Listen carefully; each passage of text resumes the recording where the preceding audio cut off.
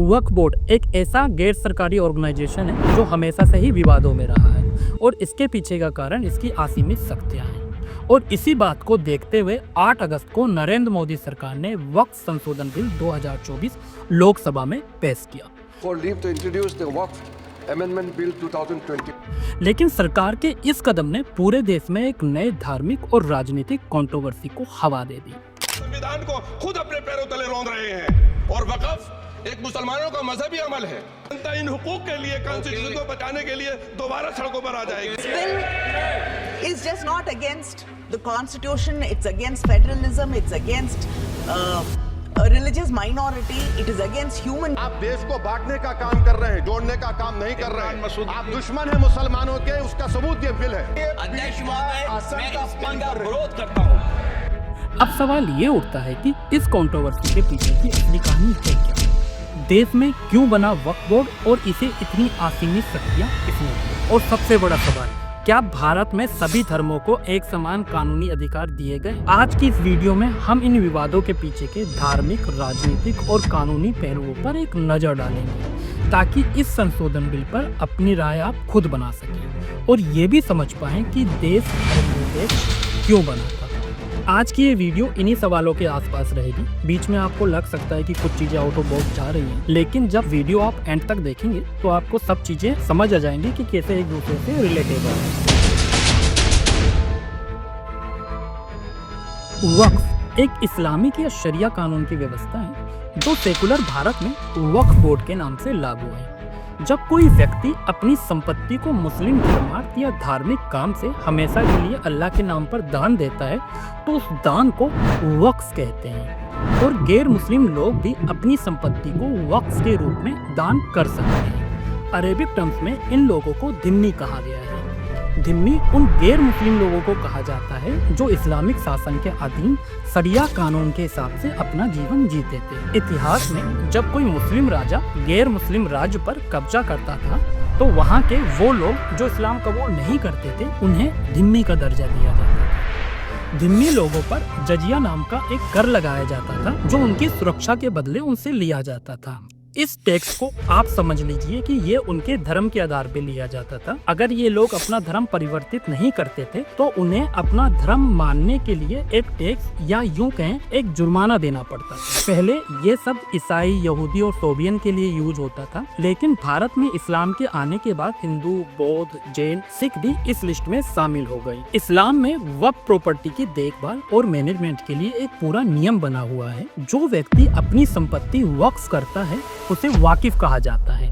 वाकिफ ये तय कर सकता है कि उसकी दान की गई संपत्ति का उपयोग मस्जिद, मदरसा, कब्रिस्तान, कॉलेज बनाने के लिए किया जाए या फिर किसी दूसरे तरीके से गरीब मुसलमानों की मदद के लिए किया जाए। और इन सब कामों की देखभाल और मैनेजमेंट के लिए वाकिफ एक व्यक्ति या ट्रस्टी को एज ए मैनेजर नियुक्त करता है जिसे मुतवल्ली कहते हैं। मुतवल्ली का काम होता है कि वक्फ का उपयोग इस्लामिक कानून के अनुसार हो। इसके बदले मुतवल्ली वक्फ से होने वाली आमदनी का एक हिस्सा अपने पास रख सकता है। इन सब के अलावा भी शरिया कानून वक्फ की स्थापना के लिए कुछ नियम शर्तें रखता है, जैसे कि वाकिफ को कानूनी रूप से और मानसिक रूप से सक्षम होना चाहिए। संपत्ति पर कोई कर्ज या विवाद नहीं होना चाहिए। सार्वजनिक संपत्ति को वक्फ नहीं किया जा सकता। मौखिक या लिखित रूप से संपत्ति एज ए वक्फ दान की जा सकती है। और सबसे बड़ा नियम, once a Waqf always a वक्फ, यानी जो संपत्ति एक बार वक्फ हो गई वो हमेशा वक्फ ही रहेगी। और यही नियम इस कंट्रोवर्सी का सबसे बड़ा फैक्टर है। ये चीज मैं आपको आगे समझाऊंगा। इस्लाम की शुरुआत से ही वक्फ के उदाहरण मिलते रहे, लेकिन इसका सबसे व्यापक और संगठित रूप ओटोमन एम्पायर के दौरान देखा जाता है। ओटोमन एम्पायर, जिसे आज हम तुर्की के नाम से जानते हैं, इसमें वक्फ संपत्तियां सरकार के अधीन होती थी। इन संपत्तियों का उपयोग रोजगार, घर, चिकित्सालय, मदरसे, मस्जिदें, विश्वविद्यालय, कब्रिस्तान और यहाँ तक कि बच्चों के जन्म से उनकी बुनियादी जरूरतें जैसे खाने, पहनने, पढ़ाई लिखाई की चीजों के लिए किया जाता था। तुर्की की कैपिटल अंकारा में स्थित general directed of pious foundation के अनुसार कुल 30,000 वक्फ प्रॉपर्टियों में से 2300 से अधिक महिलाओं के नाम पर रजिस्टर्ड थे, जो कि ये दर्शाता है कि ओटोमन एम्पायर में महिलाओं को बराबर का अधिकार मिलता था। 1922 में ओटोमन एम्पायर का औपचारिक अंत हुआ, जिसके बाद तुर्की गणराज्य की स्थापना हुई और 1924 में यहाँ पर वक्फ मंत्रालय को हमेशा के लिए समाप्त कर दिया गया। आज तुर्की में वक्फ संपत्तियों को जनरल डायरेक्टरेट ऑफ फाउंडेशन नाम की सरकारी संस्था संभालती है। अगर हम भारत की बात करें तो मुस्लिम राजाओं के आक्रमण के साथ यहाँ इस्लामीकरण तेजी से फैलने लगा, जिसके फलस्वरूप मस्जिदें, मदरसे, कब्रिस्तान और अन्य मुस्लिम धार्मिक संस्थाएं वक्फ के रूप में स्थापित की जाने लगी। इसी के साथ सूफी परंपराएं जैसे चिश्तिया, कादरिया और नक्शबंदियों का भी उदय हुआ। मुगल काल में इन सूफी संतों की संस्थाओं पर काफी जोर दिया जाने लगा। इन सूफी संतों का काम मस्जिदों और मदरसों में इस्लामिक शिक्षा देना था। वहीं दूसरी ओर ये संस्थाएं समाज में जाकर लोगों को धार्मिक ज्ञान, नैतिक शिक्षा, सामाजिक सेवाएं और धार्मिक सहनशीलता का ज्ञान देके उन्हें उनकी मूल संस्कृति से दूर करके इस्लाम से जोड़ने का प्रयास करते। इन्हीं सूफी संतों ने हिंदू समाज में दरगाह या मजार पर चादर चढ़ाने के रिवाज को प्रचलित किया, जिसे आज कुछ बुद्धिजीवी हिंदू मुस्लिम एकता की मिसाल मानते हैं। अजमेर शरीफ दरगाह, निजामुद्दीन दरगाह, हाजी अली दरगाह, हजरत बल दरगाह, सलीम चिश्ती दरगाह, जामा मस्जिद दिल्ली, कुतुब शाही मस्जिद हैदराबाद, फतेहपुर मस्जिद दिल्ली, कुतुब उल इस्लाम मस्जिद दिल्ली, शेर शाह सूरी मस्जिद पटना, मथुरा, काशी और ना जाने ऐसे ही कितने एग्जाम्पल भारत में बढ़ते हुए इस्लाम की ही एक देन है, जिस पर आज वक्फ बोर्ड का दावा है। कुल मिलाकर देखें तो जहां ये मुस्लिम राजा राज करते थे, वहां पर शरिया कानून लगाते थे और शरिया कानून ने वक्फ प्रणाली का उद्देश्य आपसी सहयोग के माध्यम से इस्लाम को आंतरिक रूप से मजबूत करना और मदरसों और मुस्लिम कॉलेजों के जरिए इस्लामिक विचारधारा फैलाना था, ताकि आने वाले समय में मुस्लिम विचारधारा को मजबूती मिल सके। वक्फ प्रणाली सिर्फ एक प्रशासनिक या सामाजिक ढांचा नहीं था, बल्कि ये एक ऐसा तरीका था जो इस्लामिक शासन को विचारधारा और सांस्कृतिक दोनों नजरिए से मजबूत बनाता था। भारत में धार्मिक संपत्तियों और संस्थाओं को लेकर ब्रिटिश गवर्नमेंट ने कई कानून बनाए, जैसे कि Bengal regulation code 19, Madras regulation code 7, religious endowment act, charitable endowment act और charitable and religious trust act 1920। लेकिन 1913 तक देश में वक्फ के नाम पर कोई भी कानून नहीं था, मगर 1894 में अब्दुल फाटा मोहम्मद इसाक वर्सेस रूतोमोय धूर केस में प्रिवी काउंसिल ऑफ लंदन के 4 जजों ने, जो कि उस समय ब्रिटिश की सर्वोच्च न्यायालय मानी जाती थी, वक्फ को a perpetuity of the worst and the most pernicious kind कहकर अमान्य घोषित कर दिया। हालांकि काफी विरोध के बाद ये फैसला भारत में लागू नहीं हुआ, लेकिन इसके बाद देश में वक्फ को लेकर एक अलग कानून की मांग उठने लगी। इसके बाद 1906 में मुस्लिम लीग का गठन होता है, जिसने इस मांग को व्यापक रूप देने के साथ साथ इसके लिए कानूनी लड़ाई भी लड़ी, जिसके परिणाम स्वरूप देश में पहली बार वक्फ को लेकर एक कानून बना, जिसका नाम था द मुसलमान वक्फ वैलिडेशन एक्ट 1930। हालांकि इस अधिनियम से मुस्लिम समाज पूरी तरह से संतुष्ट नहीं था, फिर भी इस घटनाक्रम को एक एग्जाम्पल बनाकर ये नैरेटिव सेट किया गया कि वक्फ कानून और उच्च न्यायालय से बाहर का मामला है और इसमें कोर्ट को बोलने का कोई भी हक नहीं है। और इसमें मुस्लिम लीग का प्रयास देखते हुए मुस्लिम समाज का झुकाव मुस्लिम लीग की तरफ बढ़ने लगा। यही वो समय था जब भारतीय राजनीति में धार्मिक ध्रुवीकरण ने रफ्तार पकड़ी। इसके बाद कांग्रेस भी मुसलमानों को अपनी तरफ करने की प्रतिस्पर्धा में लग गई। इसी वजह से मुस्लिम लीग के साथ साथ कांग्रेस ने भी इस मुद्दे पर एक नए कानून की मांग करी, जिसके फलस्वरूप देश में पहली बार मुस्लिम वक्फ एक्ट 1923 लागू हुआ। वहीं दूसरी ओर ब्रिटिश गवर्नमेंट ने 1925 में Madras religious and charitable endowment act पेश किया, जिसका मकसद मंदिरों, मस्जिदों और दूसरी धार्मिक संस्थाओं की संपत्तियों और आय पर अपना अधिकार स्थापित करना था। लेकिन मुस्लिम लीग ने इस कानून का कड़ा विरोध किया, जिसके बाद मुसलमानों को इस एक्ट से बाहर कर दिया गया और बाद में इस एक्ट को सिर्फ हिंदुओं पर लागू किया गया और इसका नाम बदलकर Madras Hindu religious and charitable endowment act 1927 कर दिया गया। और यहाँ पर कांग्रेस अपनी उदारवादी नीति दिखाते हुए इस कानून पर मुस्लिम लीग की तरह कोई भी बड़ा कदम नहीं उठाती है। 1947 में धर्म के आधार पर देश का बंटवारा होता है और भारत को एक धर्मनिरपेक्ष गणतंत्र के रूप में स्थापित किया जाता है। लेकिन धर्मनिरपेक्षता की आड़ लेकर कांग्रेस देश में वक्फ एक्ट और Hindu religious and charitable endowment act जैसे दो अलग कानून लागू करती है। इन दोनों कानून के बारे में हम आगे बात करेंगे, पहले इसके पीछे की वजह समझते हैं। 28 दिसंबर 1885 को भारतीय राष्ट्रीय कांग्रेस का गठन होता है, जो कि अपने आप को भारत के सभी धर्मों के लोगों का लीडर मानती थी, लेकिन इसके अधिकतर मेंबर हिंदू थे, इसलिए मुस्लिम समुदाय के लोग इसे नापसंद करते थे, जिसके चलते 1906 में मुसलमानों के हितों के लिए मुस्लिम लीग का गठन होता है, जिसने आगे चलकर धर्म के आधार पर बंटवारे का विचार रखा था, जिसके बाद देश में धर्म के नाम पर ध्रुवीकरण चरम सीमा पर आ गया। कांग्रेस, जो कि मुस्लिम लीग के इस विचार से बिल्कुल सहमत नहीं थी और इसका विरोध करती थी, और अपनी सेकुलर और उदारवादी नीतियों के जरिए ये दिखाना चाहती थी कि भारत में हिंदू मुसलमान दोनों एक साथ रह सकते हैं।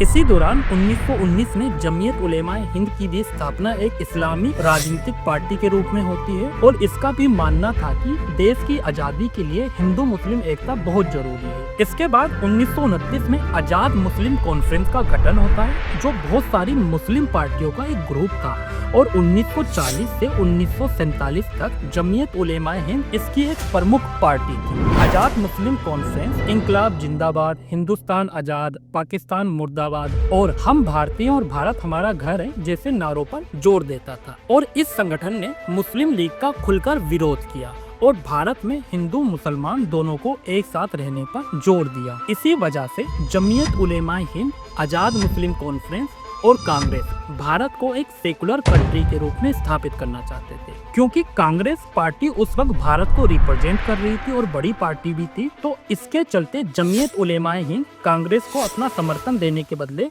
कांग्रेस के नेताओं से ये वादा लेता है कि आजादी के बाद सरकार मुस्लिम पर्सनल लॉ में किसी भी तरह का कोई दखल नहीं करेगी। इसलिए आजादी के बाद जमीयत उलेमाए हिंद ने नेहरू से वक्फ कानून बनाने के लिए अपील करी थी, और जो मुस्लिम भारत छोड़कर पाकिस्तान चले गए थे, उनकी बची हुई जमीनों पर पाकिस्तान से आए हुए हिंदुओं ने कब्जा कर लिया था, तो इसके लिए भी कोई ठोस कदम उठाने की मांग की। इसी वजह से आजादी के बाद 13 मई 1952 को भारत का पहला लोकसभा सत्र शुरू होता है, और इसके महज 2 महीने के बाद 16 जुलाई 1952 को वक्फ एक्ट भी लोकसभा में पेश किया जाता है।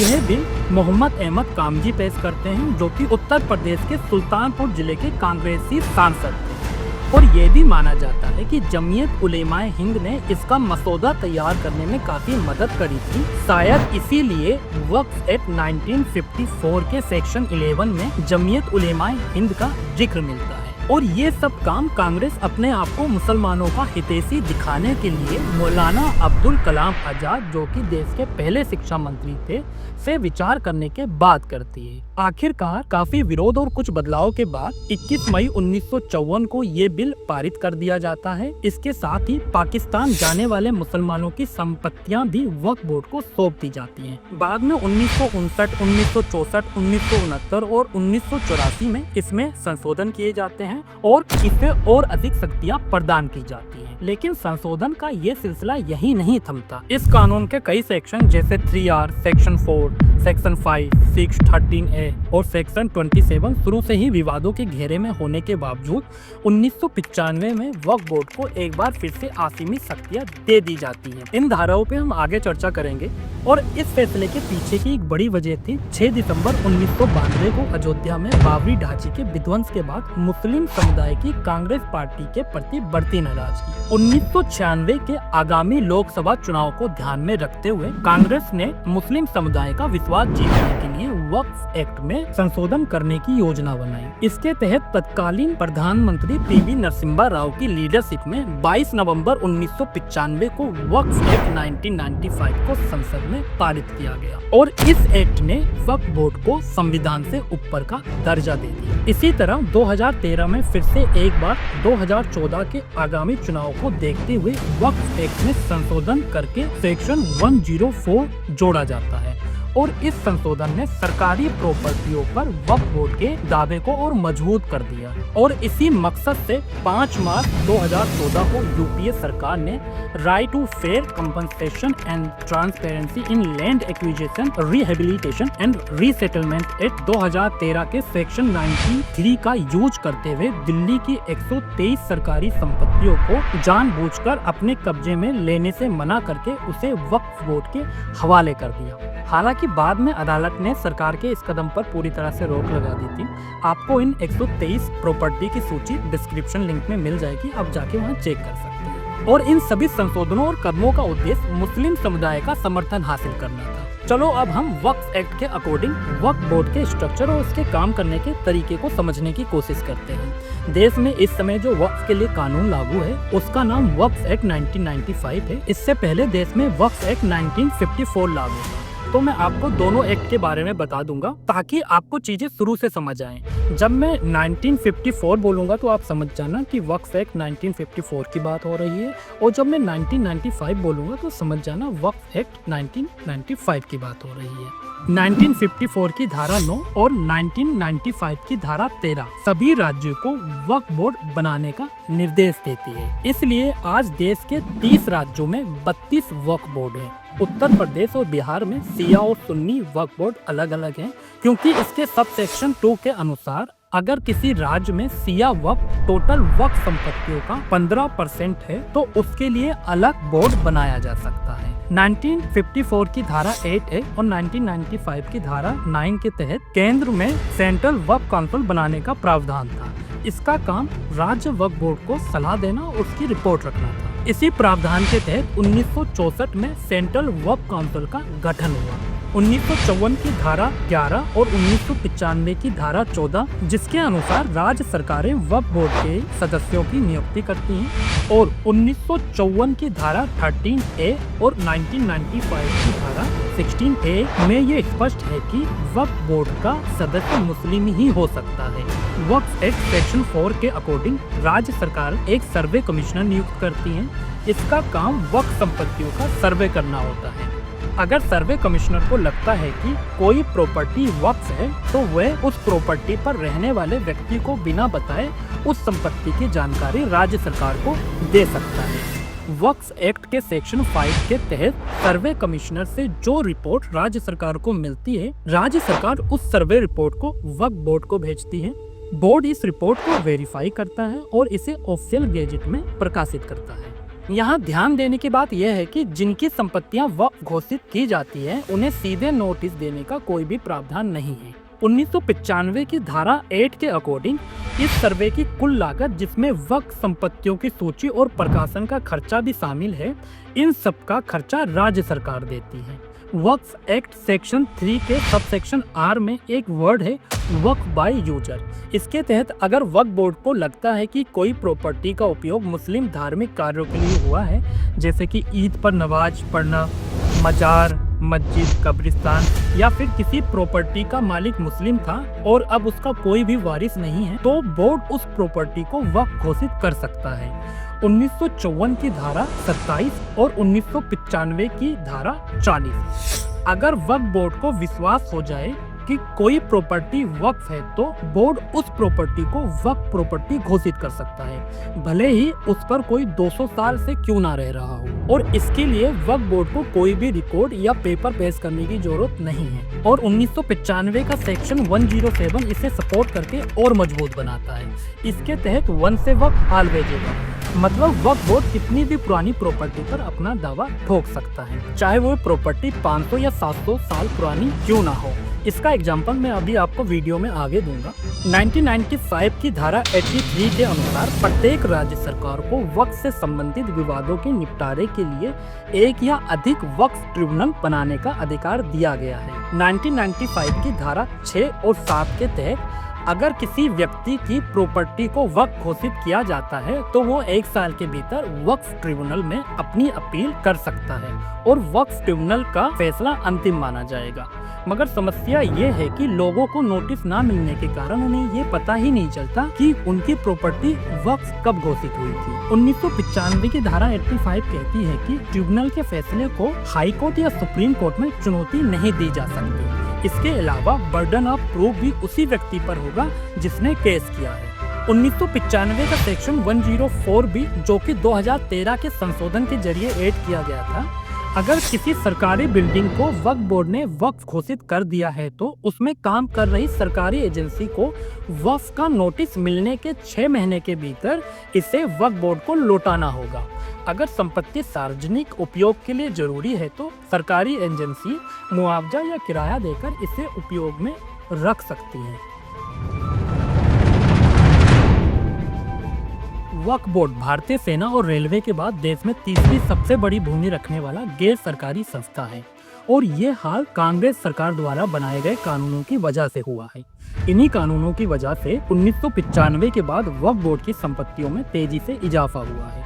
2006 में आई सच्चर कमेटी की रिपोर्ट के मुताबिक वक्फ बोर्ड के पास उस वक्त 4,90,000 रजिस्टर्ड प्रॉपर्टियां थी और ये संपत्तियां 6 लाख एकड़ में फैली हुई थी, जिनकी अनुमानित कीमत 1,20,000 करोड़ रुपए थी। ये जानकारी आपको सच्चर कमेटी के पेज नंबर 204 और 205 पर मिल जाएगी और ये रिपोर्ट का लिंक मैंने डिस्क्रिप्शन में डाल दिया है। लेकिन आज वक्फ बोर्ड की संपत्तियों का दायरा और भी बढ़ चुका है। वामसी की रिपोर्ट के अकॉर्डिंग वक्फ बोर्ड के पास अब 9,40,000 एकड़ में फैली 8,72,336 अचल संपत्तियां हैं। इसके अलावा इनके पास 16,713 चल संपत्तियां भी। हालांकि इन संपत्तियों की वर्तमान अनुमानित कीमत सार्वजनिक नहीं है, मगर जिस हिसाब से जमीनों की कीमतों में बढ़ोतरी हुई है और 2006 की रिपोर्ट के मुकाबले जितनी संपत्ति वक्फ बोर्ड के पास आज है, इसकी कीमत का अंदाजा आप खुद ही लगा सकते हैं। ये आंकड़े दिखाते हैं कि वक्फ बोर्ड अपनी असीमित शक्तियों का उपयोग किस तरह कर रहा है। इससे जुड़ा हुआ मामला अभी हाल ही में सामने आया, जिसमें तमिलनाडु वक्फ बोर्ड ने एक ऐसा दावा किया जिसने पूरे इलाके को हिला कर रख दिया। कहानी यह है कि 27 जुलाई 1956 को तमिलनाडु वक्फ बोर्ड ने कावेरी नदी के किनारे बसे तिरुचेदुरई गांव सहित 18 गांवों की 389 एकड़ जमीन को अपनी संपत्ति घोषित कर दी। उनका दावा था कि ये जमीन आरकोट के नवाब अनवरुद्दीन खान ने वक्फ के रूप में दान की थी, जो कि 1672 से 1749 तक आरकोट के नवाब थे। लेकिन चौंकाने वाली बात यह है कि तिरुचेदुरई गांव 1500 साल पुराना हिंदू बहुल गांव है और यहाँ पर 1500 साल पुराना एक हिंदू मंदिर भी मौजूद है। और ये बात गांव वालों को 66 साल बाद यानी 2022 में पता चली। सोचिए, इतने सालों तक कोई खबर नहीं और अचानक गांव को वक्फ संपत्ति घोषित कर दिया गया। गांव वालों ने तुरंत इसका विरोध किया और ये मामला कोर्ट तक पहुंच गया। कोर्ट द्वारा इसकी दोबारा इंक्वायरी के आदेश देने के बाद तमिलनाडु वक्फ बोर्ड ने इसको अपनी लिस्ट में से हटा दिया। आपको स्क्रीन पर वक्फ आईडी और 2022 की डिटेल और अभी की डिटेल स्क्रीन पर दिखाई देगी, आप इसे पॉज करके पढ़ सकते हैं। आज तक और न्यूज 18 की एक रिपोर्ट के मुताबिक ऐसा ही मामला हरियाणा के यमुनानगर जिले से सामने आया, जहां जटलाना गांव में वक्फ बोर्ड ने एक गुरुद्वारे की जमीन पर अपना दावा ठोक दिया। हैरानी की बात यहाँ भी यही है कि इस जमीन का भी किसी भी मुस्लिम बस्ती या मस्जिद से जुड़ा हुआ कोई भी इतिहास नहीं था। अब बात करते हैं गुजरात के शहर सूरत की, जहाँ पर नवम्बर 2021 में वक्फ बोर्ड ने एक बार फिर से वक्फ एक्ट सेक्शन 107 और 40 का उपयोग करते हुए, इन दोनों सेक्शन के बारे में मैं अभी पीछे बता चुका हूँ आपको, सूरत नगर निगम मुख्यालय, जिसे हर कोई सरकारी संपत्ति समझता था, उसे वक्फ संपत्ति घोषित कर दिया। और इस दावे के पीछे तर्क ये दिया गया कि शाहजहां के शासनकाल में सम्राट ने ये संपत्ति अपनी बेटी को वक्फ के रूप में दान करी थी। मतलब शाहजहां के समय की संपत्ति करीब 400 साल बाद भी आज वक्फ ही मानी जाएगी। और इसका आधार है शरिया कानून का नियम once a Waqf always a वक्फ। अब बात करते हैं ताजमहल की, जो भारत का सबसे खूबसूरत और ऐतिहासिक इमारत मानी जाती है। सुन्नी वक्फ बोर्ड ने भारत के सर्वोच्च न्यायालय में ये कहा कि ताजमहल का मालिक अल्लाह है और इस वजह से ताजमहल सुन्नी वक्फ बोर्ड की संपत्ति के रूप में सूचीबद्ध किया जाना चाहिए। सुप्रीम कोर्ट ने जब उनसे शाहजहां के साइन किए हुए पेपर मांगे तो सुन्नी बोर्ड ने जवाब दिया, स्मारक तो अल्लाह का है, हमारे पास इसके कोई दस्तावेज नहीं है और ताजमहल एक मजार है और मजारों पर बाय डिफॉल्ट वक्फ बोर्ड का हक होता है। जिसके बाद सिया बोर्ड ने भी ताजमहल पर यह बोलते हुए अपना दावा पेश कर दिया कि मुमताज सिया समाज से बिलोंग करती थी तो ताजमहल सिया समाज का होना चाहिए। और इस विवाद के बाद आखिरकार सुन्नी वक्फ बोर्ड ने खुद ही ताजमहल से अपना दावा वापस ले लिया। ऐसी ही एक खबर गुजरात से आई जिसमें यह बताया गया कि वक्फ बोर्ड ने गुजरात हाई कोर्ट में बेटा द्वारकाधीश पर अपना दावा किया है। कोर्ट ने इस पर सख्त आपत्ति जताते हुए कहा, आप किस नगरी की जमीन पर कैसे दावा कर सकते हैं, और सुनवाई करने से इनकार कर दिया। इस खबर के बाद सोशल मीडिया पर लोगों का गुस्सा फूटा। बाद में जामनगर की सांसद पूनमबेन मादन ने सफाई दी कि दावा बेट द्वारका के लिए नहीं बल्कि अमरेली के सियाल बेट के लिए किया गया था, जहां सवई पीर दरगाह है। यहाँ समझने वाली बात यह है कि 12वीं से 18वीं शताब्दी तक भारत पर मुसलमानों का शासन था।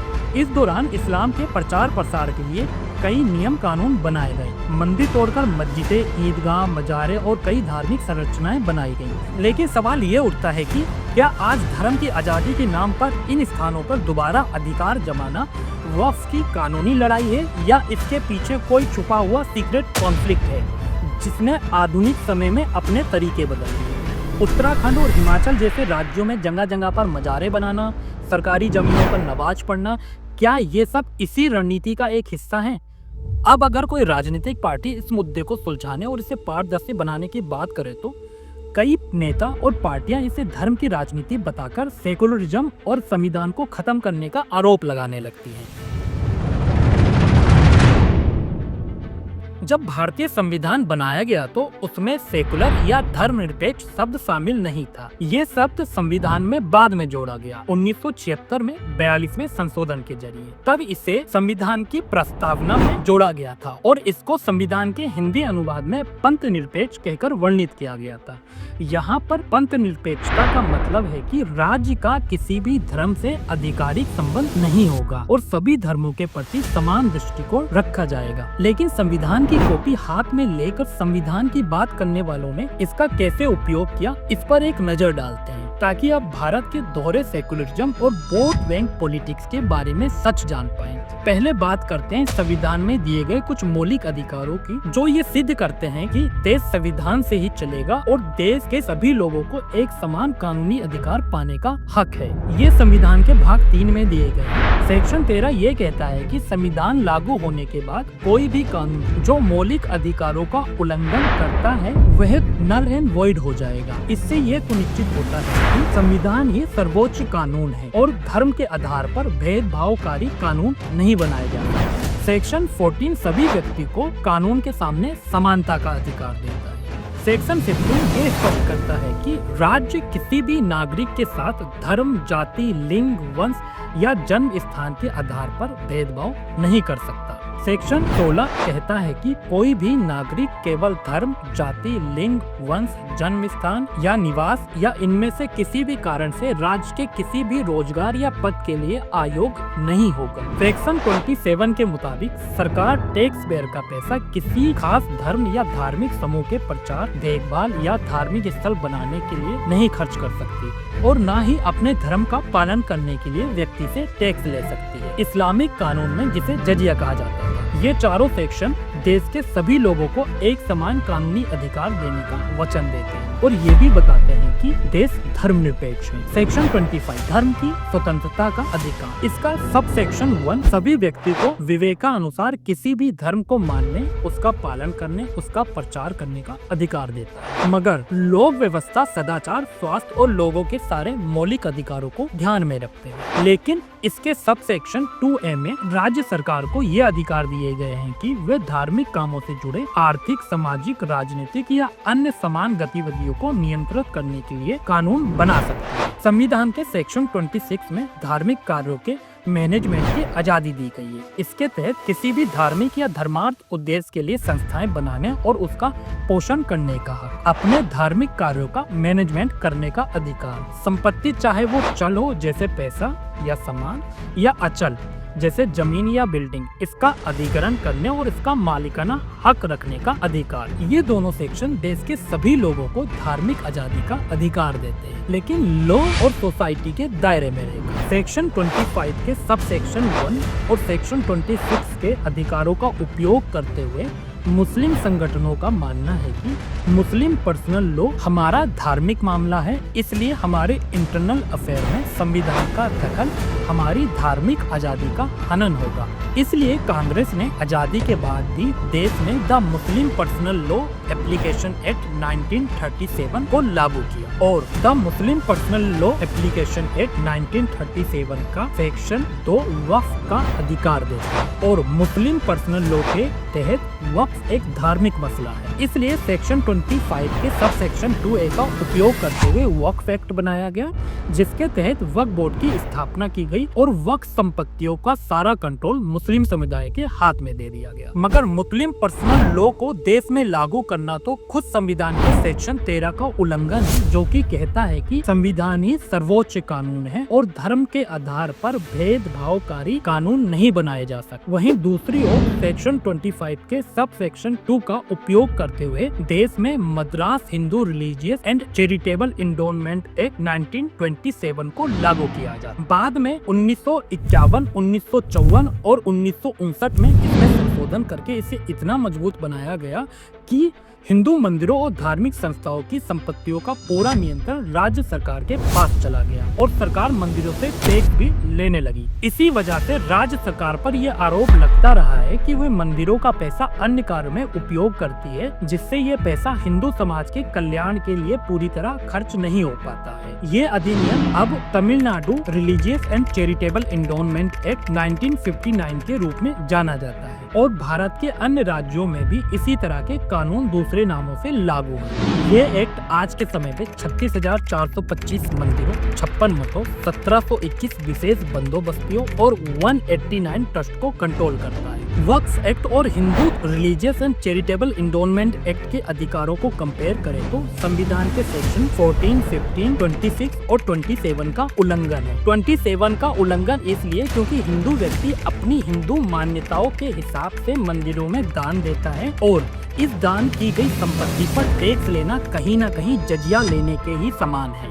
वक्फ एक्ट सेक्शन 14 और 107 जो वक्फ बोर्ड को किसी भी पुरानी से पुरानी संपत्ति को बिना प्रूफ अपनी संपत्ति घोषित करने की पावर देती है। वहीं अयोध्या मंदिर आंदोलन को देखते हुए हिंदुओं के लिए the place of worship special provision act 1991 लागू किया जाता है, जिसमें 15 अगस्त 1947 से पहले तोड़े गए किसी भी मंदिर का हक पाने के लिए हिंदू समुदाय कोर्ट भी नहीं जा सकता। और यहाँ पर देखें तो वक्फ एक्ट और the place of worship act में साफ तौर पर भेदभाव देखने को मिलता है, जो कि सेक्शन 13, 14, 15 और 26A-B-C के अधिकारों का हनन है, क्योंकि सेक्शन 26 तो धार्मिक संस्थाओं के मैनेजमेंट और एडमिनिस्ट्रेशन का अधिकार देता है। 1995 की धारा 16A के मुताबिक राज्य सरकार किसी गैर मुस्लिम व्यक्ति को वक्फ बोर्ड का पदाधिकारी नहीं बना सकती और यहाँ भी भारतीय संविधान की धारा 14, 15(1), 16(1), 16(2) और 16(6) का उल्लंघन किया जाता है, जो कि कानून की नजर में समानता और धर्म के आधार पर भेदभाव न करने का अधिकार देता है। वक्फ एक्ट 1995 के सेक्शन 8 के अकॉर्डिंग राज्य सरकार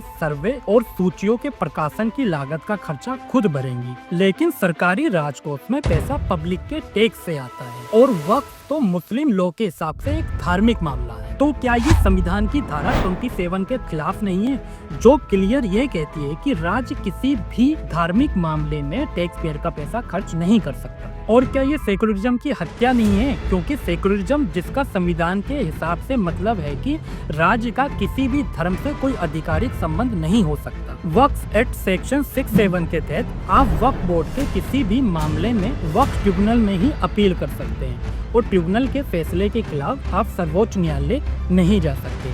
परंतु देखा जाए तो ये भी एक हिसाब से भारतीय संविधान के आर्टिकल 32 का उल्लंघन है, जो कि हमें अपने मौलिक अधिकारों की रक्षा के लिए सुप्रीम कोर्ट जाने का अधिकार देता है। क्योंकि वक्फ एक धार्मिक मामला है और धर्म के आधार पर अगर वक्फ बोर्ड किसी हिंदू मंदिर या हिंदू व्यक्ति की प्रॉपर्टी पर कब्जा करता है तो ये भी सामने वाले व्यक्ति की धार्मिक आजादी का हनन माना जाएगा और सेक्शन 25-26 में धार्मिक आजादी तो मौलिक अधिकार है। वक्फ एक्ट 1995 का 104A सेक्शन कहता है कि वक्फ संपत्तियों को बेचने, उपहार देने, विनिमय करने, गिरवी रखने, स्थानांतरित करने पर पूरी तरह से प्रतिबंध है। अगर ऐसा किया जाता है तो वह लेन देन शुरू से ही अवैध और शून्य माना जाएगा। मगर 1978 में हुए 44वें संविधान संशोधन में संपत्ति के अधिकार को मौलिक अधिकार से हटाकर कानूनी यानी कि लीगल राइट में शामिल कर दिया गया था। तो सरकार धर्म के नाम पर किसी प्रॉपर्टी पर वक्फ बोर्ड को परमानेंट राइट कैसे दे सकती है, जो कि संविधान के आर्टिकल 300A के विरुद्ध है, जो कि कहता है कि किसी भी व्यक्ति को कानूनी प्रक्रिया के बिना उसकी संपत्ति से वंचित नहीं किया जा सकता, जो संपत्ति के अधिकार को संवैधानिक सुरक्षा प्रदान करती है। इसे आप ऐसे समझो कि मान लीजिए आपने कोई प्रॉपर्टी 60 साल पहले खरीदी थी और आप उस प्रॉपर्टी पर रह रहे हो, तो कानूनी तौर पर उस प्रॉपर्टी के लीगल ओनर आप हो और उस प्रॉपर्टी का लीगल राइट आपका माना जाएगा। लेकिन अगर वक्फ बोर्ड आज आपकी प्रॉपर्टी को वक्फ घोषित कर दे तो आपकी वो प्रॉपर्टी जिसे आपने 60 साल पहले खरीदा था, पैसे देके उस प्रॉपर्टी पर आपका कोई भी लीगल राइट नहीं रह जाएगा, यानी कि आपकी साइनिंग अथॉरिटी उस पे से हमेशा के लिए खत्म हो जाएगी। वक्फ एक्ट 1995 सेक्शन 104 वक्फ बोर्ड को यही पावर देता है। अब आप ये समझ सकते हैं कि जो लोग संविधान की कॉपी हाथ में लेकर ये कहते हैं सेकुलरिज्म और संविधान खतरे में है और देश संविधान से ही चलेगा, वो लोग किस तरह की राजनीति करते आए हैं और आगे क्या करना चाहते हैं। एक रिपोर्ट के मुताबिक 40,951 केस वक्फ ट्रिब्यूनल में पेंडिंग पड़े हैं और इनमें से 9,942 केस खुद मुस्लिम कम्युनिटी ने वक्फ बोर्ड के मैनेजमेंट के खिलाफ कर रखे हैं। और इसके पीछे का कारण है कि वक्फ बोर्ड ने अपने अधिकारों का मिसयूज करके बहुत सारी प्रॉपर्टियों पे अपना कब्जा जमाना चाहा है और इसलिए वक्फ बोर्ड को न्यूज एजेंसियां जमींदार या भूमाफिया तक बोलने लगी है। और देश में करीब 9,40,000 एकड़ में फैली हुई करीब 8,72,336 अचल संपत्तियां और 16,713 चल संपत्तियां हैं, जिसमें से 33,492 दरगाह और मजार हैं, 1,19,207 मस्जिदें हैं, 1.5 लाख ग्रेवयार्ड हैं, 1,40,784 एग्रीकल्चर लैंड है, 1,13,187 दुकानें हैं। फिर भी वक्फ बोर्ड की अनुमानित एनुअल इनकम महज 200 करोड़ के लगभग है। इसका कारण मुतवल्लियों, सदस्यों और पावरफुल मुस्लिम नेताओं और अन्य संस्थाओं द्वारा इस पर कब्जा है। इसके लिए 1976 में श्रीमती इंदिरा गांधी जी ने सभी राज्यों को पत्र भी लिखा था। आप स्क्रीन पर इसको देख सकते हैं। 2005 में तत्कालीन प्रधानमंत्री मनमोहन सिंह ने भारतीय मुसलमानों के हालात की जमीनी हकीकत जानने के लिए सच्चर कमेटी बनाई थी और 17 नवंबर 2006 को इसके अध्यक्ष जस्टिस राजेंद्र सच्चर ने प्रधानमंत्री को अपनी रिपोर्ट सौंपी थी।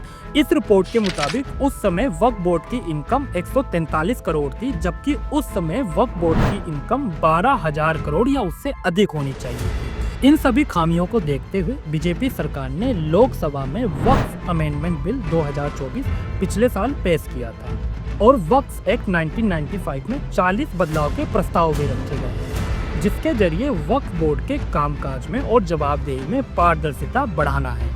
इसके कुछ मुख्य पॉइंट मैं आपको बताऊंगा। वक्फ अमेंडमेंट बिल 2024 के सेक्शन 1 में प्रस्तावित बदलाव के अनुसार वक्फ शब्द की जगह unified Waqf management, empowerment, efficiency and development शब्द जोड़ा गया है। वक्फ बाय यूजर को हटा दिया गया है। सर्वे कमिश्नर की पावर जिला कलेक्टर को दे दी गई है। वक्फ ट्रिब्यूनल के फैसले के खिलाफ अब सुप्रीम कोर्ट या हाई कोर्ट जाया जा सकता है। Once a Waqf always a वक्फ को खत्म कर दिया गया। अब वक्फ बोर्ड में 2 महिला मेंबर और हिंदू सिख भी शामिल होंगे। सरकारी प्रॉपर्टी वक्फ नहीं रहेंगे और इस बात का फैसला जिला कलेक्टर करेगा। सुन्नी और शिया वक्फ के सिवाय 2 नए वक्फ, आगाखानी वक्फ और बोहरा वक्फ और जोड़ दिए गए हैं। ये मुस्लिम समाज में पिछड़ा वर्ग माना जाता था। सेक्शन 14 को हटा दिया गया है, जिसमें वक्फ बोर्ड को ये पावर थी कि वो किसी भी प्रॉपर्टी को जब मन चाहे वक्फ संपत्ति घोषित कर देता था। किसी भी व्यक्ति को हटाकर ऐसा व्यक्ति कर दिया गया है। इसका मतलब ये है कि अब कोई हिंदू व्यक्ति अपनी संपत्ति को वक्फ नहीं कर सकता। केवल वही व्यक्ति अपनी संपत्ति को वक्फ कर सकता है जो कम से कम पिछले 5 सालों से मुस्लिम धर्म का पालन कर रहा है। अब मौखिक रूप से संपत्ति वक्फ नहीं की जा सकती।